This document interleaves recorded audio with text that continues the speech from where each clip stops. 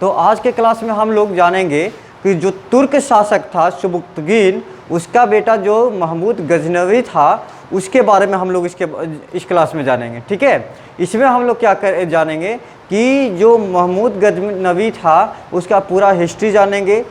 कहा जाता है कि ये हमारे भारत पर 17 बार आक्रमण किया था। आक्रमण करने का उद्देश्य ये था, यहाँ पर जितने भी मंदिर थे उसमें जो सोना चांदी जितना भी भंडारण किया हुआ था उसको लूटपाट करना उसका मुख्य उद्देश्य था। दूसरा उद्देश्य था कि अपने धर्म को प्रचार करना, अपने धर्म को फैलाने का काम करना, इसका दूसरा मुख्य उद्देश्य था। तो हम लोग जानते हैं कि महमूद गजनवी का इनको महमूद गजनी भी बोला जाता है। ठीक है, गजनी भी बोल सकते हैं और गजनवी भी बोला जाता है। ठीक है, तो कंफ्यूज नहीं होना इसमें। तो हम लोग जानते हैं कि इसका जन्म कहाँ हुआ, इसका पूरा नाम क्या था, कब मृत्यु हुआ और इनके और कौन कौन लोग थे। ठीक है, इसके बारे में हम लोग जानकारी लेते हैं। तो इसका पूरा नाम जो था यामने उद्दौला अबुल कासिम मोहम्मद इब्न सुबुक्तगीन था। सुबुक्तगीन उसके पिता का नाम था, उसी के नाम पर इसको पूरा नाम पड़ा।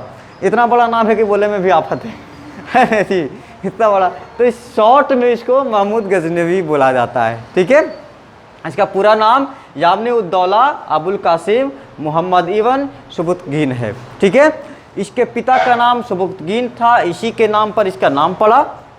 इसका जन्म जो था 2 नवंबर 971 ईस्वी में हुआ। इसका जन्म कब हुआ? 2 नवंबर 971। हम बताए थे इसका वंश था यामनी वंश। यामनी वंश के संस्थापक कौन थे? अल्पतगीन। पिछले क्लास में हम लोग पढ़े है ना कि यामनी वंश के संस्थापक कौन थे? अल्पतगीन। और उसी को गजनी साम्राज्य भी बोला जाता है ना। गजनी साम्राज्य का स्थापना उन्हीं के द्वारा किया गया था। तो इसका वंश कौन था? यामनी वंश।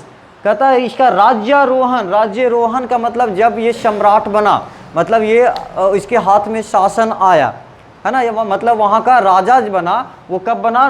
998 ईस्वी में। 998 ईस्वी में ये राजा बना वहाँ का। ठीक है, गजनी साम्राज्य का राजा बना, जिसकी राजधानी गजनी थी। इसी राजधानी गजनी के नाम पर इसका नाम गजनी रखा गया, गजनवी रखा गया। ठीक है, समझ में आया? इसका मृत्यु जो था वो 1030 ईस्वी में हुआ।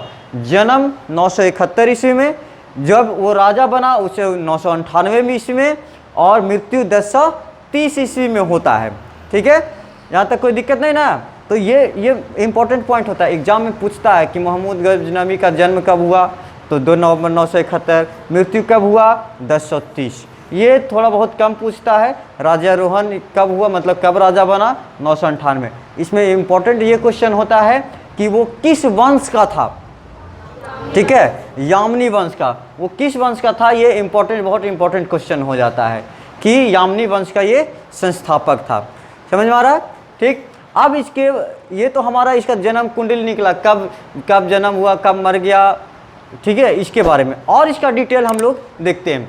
कहता है इसके कुछ दरबारी कवि थे, राजा था है ना। इसमें तो दरबार किसको कहते हैं? वहाँ पर उसका असेंबली लगता है, वहाँ पर कुछ लोग रहते हैं कार्यभार देखने वाले। तो वो उसके दरबारी कवि उतबी और फिरदौसी थे। मेन उतबी उसका कवि था मेन। ठीक है, फिरदौसी भी उसके बाद आए। तो ये दोनों वहाँ पे दरबारी कवि थे, वहाँ पर उनका कार्यभार देखते थे। ठीक है, यानी कि कवि का मतलब क्या हुआ? गाना वाना सुनाना। तो ये लोग बहुत सारी चीज़ों की रचना किए, जिसके बारे में हम लोग आगे जानेंगे कि उतबी कौन कौन से किताब की रचना किए, फिरदौसी कौन कौन से किताब का रचना किए। और इन दोनों के किताब की रचना के बारे में जो है वो हम लोग डिटेल से जानेंगे, और वो एग्जाम में भी आता है। समझ में आ रहा? ठीक है, कहता है इसको उपाधि दिया गया क्या? यामनी उद्दौला के नाम से। जैसे उपाधि दिया जाता, उपाधि का मतलब क्या हुआ? जैसे हमारे महात्मा गांधी थे ना जी, तो उनको उपाधि गया बापू के नाम से जाना गया है ना। जैसे सरदार वल्लभ भाई पटेल है, उनको लौह पुरुष के नाम से जाना गया। तो लौह पुरुष क्या? उनकी उपाधि, लौह पुरुष का थोड़ी वो लोहा के बने हैं, उनको उपाधि गया कि हाँ बहुत मजबूत इंसान थे, उनका दृढ़ निश्चय हमेशा सफल हुआ। तो वही उनको क्या, इसको उपाधि दिया गया क्या? यामनी उद्दौला। इसका मतलब होता है साम्राज्य का दाहिना हाथ। हम लोग को पता है कि दाहिना हाथ किसी भी इंसान का बहुत मजबूत होता है ना, बहुत मजबूत होता है। बायां के अपेक्षा दाहिना हाथ मजबूत होता है कि नहीं? अब जिसको दाहिना हाथ चलता है उसका दाहिना हाथ मजबूत होता है, ठीक। तो इसको यामनी उद्दौला के नाम से भी नवाजा गया, उसको उपाधि दिया गया, जिसका मतलब होता है साम्राज्य का दाहिना हाथ, ठीक है। फिर था यामनी उल मिल्लाह के नाम से भी इनको विख्यात किया गया, इसका मतलब था मुसलमानों का संरक्षक, ठीक है। यामनी उल मिल्लाह मुस्लिमों का संरक्षक बोला गया, ठीक है। इसका मतलब ये होता है, यानी कि मुस्लिम जितने भी थे उनको संरक्षण, ये अपना धर्म को बढ़ाने का बहुत अच्छा काम किया, मैंने अलग अलग देशों पर जाके कब्जा करके हमला करके अपने धर्म को बहुत बढ़ाया, इसलिए इसको मुस्लिमों का संरक्षक भी बोला गया, यानी मुस्लिम जो धर्म था उसको बढ़ाने का काम किया, इसलिए इसको ऐसा बोला गया, ठीक है। और ये जो दोनों उपाधि दिया गया ना, वो दिया गया खलीफा अल कादिर बिल्लाह के द्वारा, नाम है, ठीक है। नाम क्या है? अल कादिर बिल्लाह, एक व्यक्ति है जिसको खलीफा बोला जाता है ना, उसके द्वारा ये दोनों उपाधि दिया गया। खलीफा क्या होता है? ये खलीफा जो होता है, जैसे मुस्लिम में क्या होता है, खलीफा सबसे ऊंचा पद होता है, जैसे हम लोग में पंडित जी होते हैं ना जी, जितना जन्म कुंडली है, पतरा वतरा दिखाना रहता है, सब पंडित जी देखते हैं, तो उस तरह से खलीफा भी मुस्लिमों का सबसे मेन होता है। इसी से पूछ के राजा वगैरह जो भी काम वाम करना रहता था, कहाँ हमला करना है, कब राज्याभिषेक करना है ना, क्या नया नियम बनना चाहिए, ये सारे खलीफा से पूछ के उनसे बातचीत करके ही किया जाता था, ठीक है।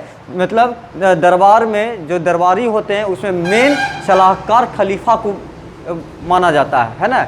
यही लोग सलाह देते हैं कि राजा को किस प्रकार से काम करना चाहिए, धर्म कैसे बढ़े, कौन से मतलब कि और क्या क्या काम करना चाहिए, कहाँ हमला करना चाहिए, कहाँ नहीं करना चाहिए, जितने भी तरह का इंफॉर्मेशन है सब एक दूसरे से बांट करके आगे का काम करते हैं। खलीफा वही तक, खलीफा का नाम क्या था? अल कादिर बिल्लाह, इसी के द्वारा ये यामनी उद्दौला और यामनी उल मिल्लाह का उपाधि इसको दिया गया। ये प्रथम तुर्क शासक था जिसको सुल्तान के भी उपाधि दिया गया, ठीक है। गजनी प्रथम शासक था जिसे सुल्तान की उपाधि सबको नहीं, इसके बाद सबसे प्रथम इसी को मिला, इसके बाद बहुत लोग सुल्तान का उपाधि लिया।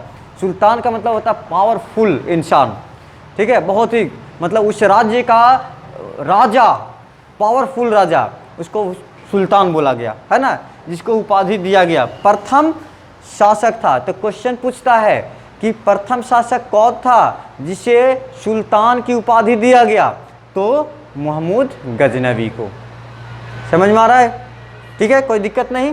फिर कहता है सर हेनरी एलियट के द्वारा, एक व्यक्ति हैं, उनके द्वारा वो अपने बुक में, किताब में लिखे थे कि महमूद गजनवी जो थे वो भारत पर 17 बार आक्रमण किया, ठीक है। कितना बार आक्रमण किया? 17 बार आक्रमण किया, ये सर हेनरी एलियट के द्वारा। तो ये भी क्वेश्चन पूछता है कि किनके बुक में ये बताया गया कि भारत पर महमूद गजनवी के द्वारा 17 बार आक्रमण किया गया? तो सर हेनरी एलियट के द्वारा। समझ में आ रहा है कि नहीं आ रहा है? ठीक है, कोई दिक्कत नहीं ना। अब यहाँ पर से कुछ देख लेते हैं, इंपॉर्टेंट क्वेश्चन कौन कौन सा आता है, यहाँ से शुरू करते हैं।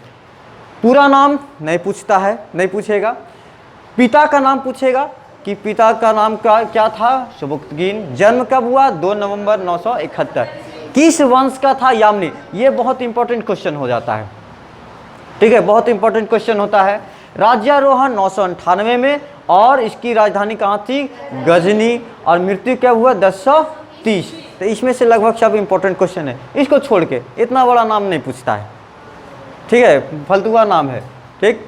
फिर है यहाँ पर से भी इंपॉर्टेंट क्वेश्चन पूछता है कि उसके दरबारी कवि कौन कौन थे? तो मुख्य था उतबी और फिरदौसी, मुख्य थे, ठीक है।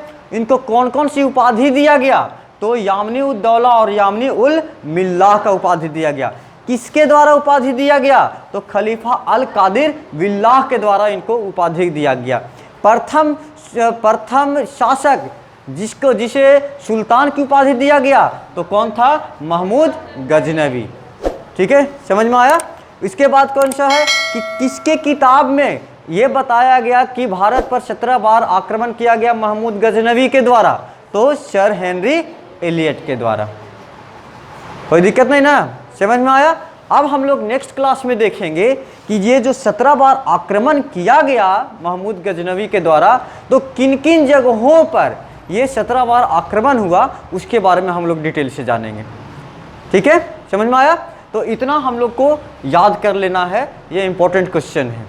ये मध्यकालीन भारत को हम लोग पढ़ रहे हैं, तो इसका इंपॉर्टेंट क्वेश्चन है, ये एग्जाम में पूछता है। समझ में आ गया, याद होना चाहिए, कोई दिक्कत नहीं ना। ठीक है।